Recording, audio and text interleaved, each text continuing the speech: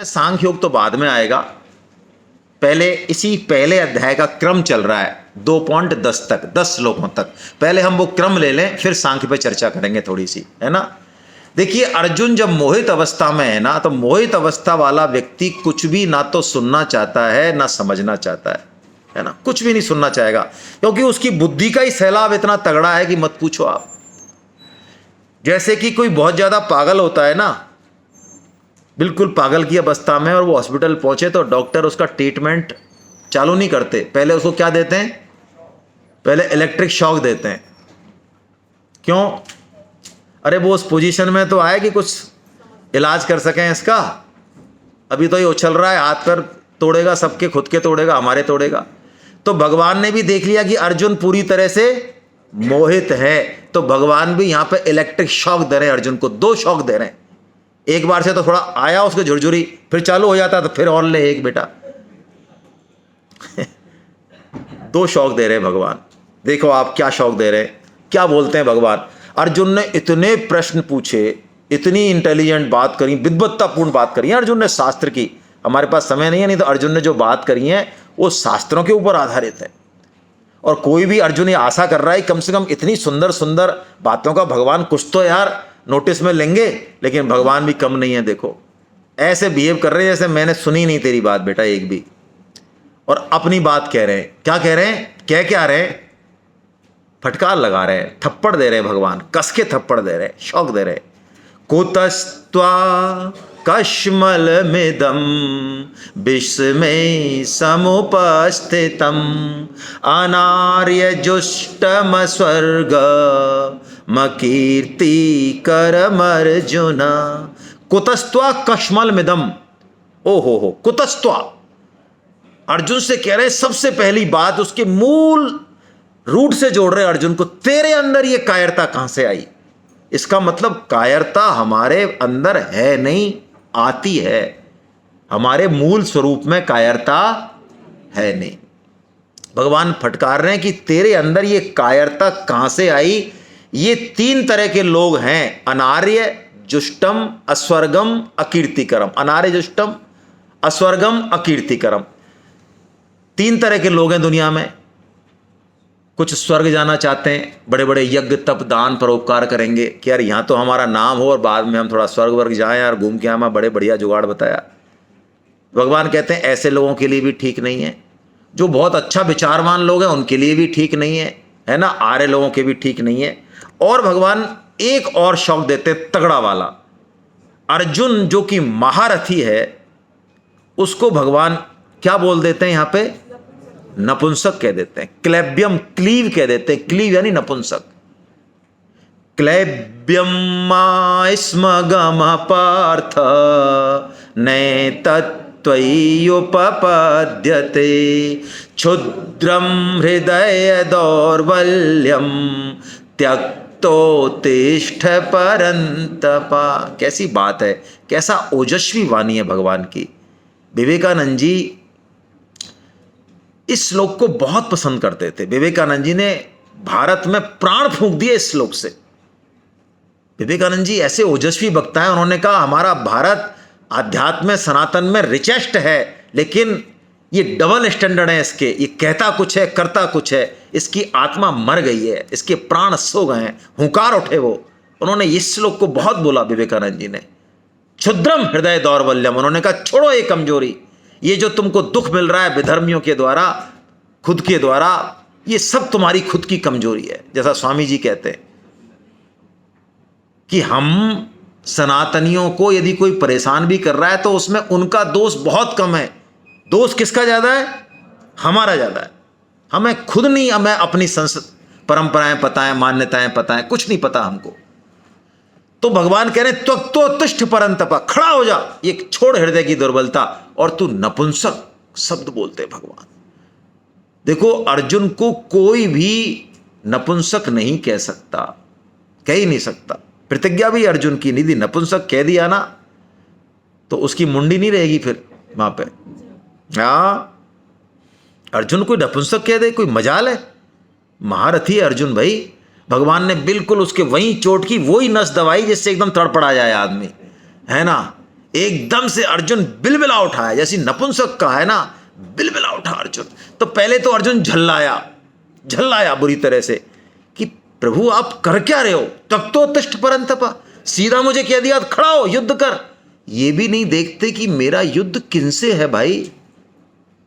आपको पता नहीं है, मैंने युद्ध खूब किए, आपने भी युद्ध किए, मैंने भी किए, लेकिन अब का युद्ध तो देखो मुझे लड़ना किनसे, भीष्म से और द्रोण से। बोलो, जिन्होंने मुझे गोद में खिलाया, जिन्होंने मुझे सब कुछ दिया, उनसे लड़ने के लिए आप कह रहे हो।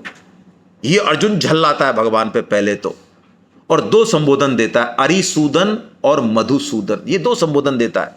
मैं 2.4 बोल रहा हूं, है ना, मतलब डिस्कस कर रहे हैं हम, स्क्रीन पे नहीं है, स्क्रीन पे तो 7 है, हम ले रहे हैं थोड़ी देर में। तो 2.4 में वो अर्जुन 2 संबोधन देता है भगवान को। देखो गीता के संबोधनों में एक बहुत विशेष भाव छुपे हुए हैं, कुछ हम देखेंगे। अरिसूदन का मतलब है, अरि यानी शत्रु, जो शत्रुओं का सूदन कर दे, उनको ठंडा कर दे, और मधुसूदन मतलब मधु नाम के राक्षस को मारने वाला। तो अर्जुन ये कहना चाह रहे हैं इन 2 संबोधनों से कि प्रभु आपने राक्षसों से लड़ाई लड़ी है, आपने शत्रुओं से लड़ाई लड़ी है, बोलो घर वालों से लड़ी है क्या आपने, और मेरे को किससे बढ़ा रहे हो आप। हालांकि भगवान जो है, भगवान के लिए कोई घर वाला बाहर वाला नहीं है भाई। आपको पता है भगवान जैसी लड़ाई घर वालों से किसी ने लड़ी, पता है ना। भगवान का जो यदुवंश था, आपको मैं भागवतम पढ़ लेना आप, उसमें 3 करोड़ 10 लाख तो टीचर थे, कोचिंग मास्टर जो पढ़ाते थे घर पे आके बच्चों को। तो बच्चे कितने होंगे महाराज, हेलो। अरे मैं अपनी तरफ से नहीं कह रहा हूं, मेरी तरफ मत देखो आप। अब भागवत 3 करोड़ तो कितने कौन थे, आचार्य थे जो यदुवंश के बच्चों को पढ़ाया करते थे, और उस यदुवंश को भगवान ने खत्म कर दिया। खुद ने नहीं कुछ किया, लेकिन खड़े रहे निष्प्रय भाव से। आप सोच सकते हैं, लोग कहते हैं अर्जुन पढ़ते लिखते कुछ नहीं, कहते हैं भगवान ने युद्ध करा दिया महाभारत का। अरे महाभारत तो बच्चों का सा युद्ध था, 56 करोड़ यदुवंशी भगवान ने खत्म हो गए, लेकिन भगवान वही शांत मुद्रा से खड़े रहे, उनके सारे परिवार के टोटल। अर्जुन जानता है ये बात, झल्ला तो गया अर्जुन भगवान पे, लेकिन अब ये जो श्लोक है ये अर्जुन को अर्जुन बनाता है। ये जो श्लोक है ये गीता पढ़ने की योग्यता है भाई। हम आगे गीता में बढ़ें, भगवान बोलें, उससे पहले हमको इस बैरियर को पार करना चाहिए। यदि हम इस बैरियर को पार नहीं करेंगे तो गीता हमारा फायदा तो करेगी, लेकिन उतनी जल्दी और उतना नहीं करेगी जितना कि गीता करती है। लोग इस बैरियर को पार नहीं करते हैं, इसलिए थोड़ा सा प्रोग्रेस कम रहती है। क्या बैरियर है, देखिए, इतना झंझावात होते हुए, इतना सब कुछ होते हुए भी अर्जुन अब जो बोल रहे हैं ये बात इंपॉर्टेंट है, यानी भगवान की बात को ही ऊपर रख रहे हैं। अर्जुन कह रहे हैं यार भगवान ने मुझे कायर कह दिया, इसका मतलब मैं तो अपने आप को महारथी समझ रहा हूं, लेकिन कहीं ना कहीं हो सकता है कायरता मेरे अंदर। भगवान ने मुझे नपुंसक कह दिया और युद्ध करने के लिए कह दिया, जबकि मैं युद्ध करना नहीं चाहता हूं, युद्ध तो बिल्कुल बेकार है, लेकिन भगवान कह रहे हैं तो युद्ध ही कर। यार ये क्या बात है, मैं जो नहीं चाह रहा हूं वही भगवान कह रहे हैं। इस झंझावात में अर्जुन पल्लू किसका पकड़ते हैं, खुद की बुद्धि का या भगवान का, भगवान का पकड़ते हैं। ये बात है, असली चीज ये है। कार्पण्य दोषोपहत स्वभाव प्रेक्षामि त्वां धर्म सम्मूढ़ चेता यच्छ्रेयशान्निश्चितं ब्रूहि तन्मे शिष्यस्तेऽहं साधि मां त्वां प्रपन्नम। आहा, कैसी बात है, बहुत प्यारा श्लोक है। 4 चीजें हैं इसमें, ऊपर की 2 लाइनों में। पहली चीज जो सबसे इंपॉर्टेंट है, हमारा जीवन पल्लवित पुष्पित हो, गीता हमारे जीवन में उतरे, इसके लिए सबसे पहली बात यह है, एक्सेप्टेंस दे रहे हैं अर्जुन कि हाँ प्रभु मैं कंफ्यूज हूं, मुझे आपकी जरूरत है, मैं डिसीजन नहीं ले पा रहा हूं, वास्तव में मैं कंफ्यूज हो रहा हूं, धर्म क्या है अधर्म क्या है, ये मेरे लिए बड़ी दिक्कत हो रही है, इसलिए आइए आप मुझे मार्गदर्शन दीजिए, है ना। नंद बाबा एकादशी के बाद द्वादशी के दिन ब्रह्म मुहूर्त से पहले ही यमुना में स्नान करने उतर गए, भागवतम में चरित्र है। तो उनको वरुण देवता के जो जो कमांडो थे वो पकड़ के ले गए, है ना। तो भगवान जब पकड़ के ले गए तो भगवान को तो पकड़ने आ रहे हैं तब भी पता है, वो जा रहे हैं तब भी पता है, लेकिन जब तक वसुदेव जी ने ये नहीं कहा उनके खुद के पिताश्री ने कि अरे कृष्ण तो कहाँ है लाला, ये तो मेरे को ये ले जा रहे हैं पकड़ के, बचा मेरे को, तब जाके भगवान एक्टिवेट हुए कि नहीं हुए। अरे भाई अभी इस कमरे में इन चीजों में हम में सब में भगवान है या नहीं है, कन कन में ब्रह्म है या नहीं है, तो हमारे काम क्या आ रहे हैं जब क्या काम आ रहे हैं बताओ। पाप भी क्या समझा रहे हैं, हम तो पाप कर रहे हैं, खूब देख रहे हैं बैठे बैठे पट्टा ये पाप कर रहा है, बताओ क्या कर रहे हैं। मतलब कान पकड़ के कर देना चाहिए ना कुछ पंचर। अरे सांस ही उनकी है, प्राण ही उनके, जैसे हम गलत काम करें प्राण पंचर कर दें, सांस पंचर कर दें, कुछ तो करते हैं, कुछ नहीं करते हैं, आराम से टुकुर टुकुर देखते रहते हैं, हिसाब और बनाते रहते हैं। तो वो सर्वव्यापकता काम कैसे आए, वो ऐसे काम आए जैसे कि मैं बताऊं, आपके पास माचिस है भाई और ठंड है, जंगल में पड़े हो और घास भी है लकड़ी भी है, लेकिन माचिस जेब में, लेकिन पता नहीं है आपको अब। हाँ तो माचिस ही रख दो वहां में, जल जाएगा बेचारी हैं। हाँ तो रगड़ लगानी पड़ेगी महाराज, जैसे ही रगड़ लगेगी चिंगारी प्रकट हो जाएगी। जो अग्नि उस माचिस में कण कण में है, कूट कूट के भरी है, तो ये रगड़ जो लगती है ना, तो जब तो प्रहलाद जी को खंबे में दिख जाते हैं भाई। तो ये रगड़ है, ये कार्पण्य दोस्तों, एक्सेप्टेंस। एक्सेप्टेंस सबसे पहली जरूरत की, हाँ मेरे जीवन में कृष्ण की जरूरत, और हम ही फन्ने खा बन रहे हैं पूरा ही, हमको सब पता है, शास्त्र पता है, गीता रटी पड़ी है, हमें क्या लेना देना है कृष्ण से। तो भगवान तो बैठे आराम से, उनकी जरूरत पड़ रही है क्या ज्यादा। ये एक्सेप्टेंस है। देखिए भगवान कुछ नहीं बोले अब तक, अर्जुन ने इतना बोले अर्जुन, लेकिन भगवान कुछ बोले हैं क्या, बिल्कुल नहीं बोले। अब बोलेंगे भगवान, जब अर्जुन कहेगा तो बोलेंगे। तो पहली बात एक्सेप्टेंस, दूसरी बात यक्षश्रेय। श्रेय और प्रेय दो चीजें हैं। प्रेय भौतिक जीवन की समृद्धि जिसमें हम पूरी जिंदगी लगे रहते हैं, जरूरी है, जरूरी है, लेकिन प्रेय अंतिम लक्ष्य। अच्छा हम चले जाएं यहां से और हमारे भाई साहब का मकान 150 गज का और हमारा 800 गज का है, तो जब लोग हमारी शव यात्रा में जाएंगे तो कहेंगे यार भाई साहब आदमी बहुत जोर का था, पट्टा 800 गज का मकान था इसका, ऐसा याद करेंगे। और इसकी नाक तो यार बहुत ही बढ़िया थी, मतलब जो इसकी नाक थी एकदम ऐसी सुतवा नाक थी भाई साहब, देखते ही दिल खुश हो जाता। ऐसे याद करते हैं लोग हमको, अच्छे कामों के लिए। अरे प्रेय के लिए कोई याद नहीं करता भाई। श्रेय क्या है, प्रेय की सीढ़ी बना के श्रेय जाना है। जब तक हम प्रेय में उलझे हुए हैं, जब तक हमारी नींद ही नहीं खुली अभी तक, तो मान बढ़ाई में इसी में उलझे हुए हैं। तो अर्जुन कह रहे हैं मुझे प्रेय की नहीं, मुझे किसकी जरूरत है, श्रेय की जरूरत है। यानी उस स्टेज पे आ गए अर्जुन, तब जाके वो सर्वोच्च चीज पर 24 कैरेट गोल्ड तब आएगा। शिष्य में तो शिष्यत्व तो हो नहीं, और गुरु चाहे नंबर 1 कहां से आएगा भाई।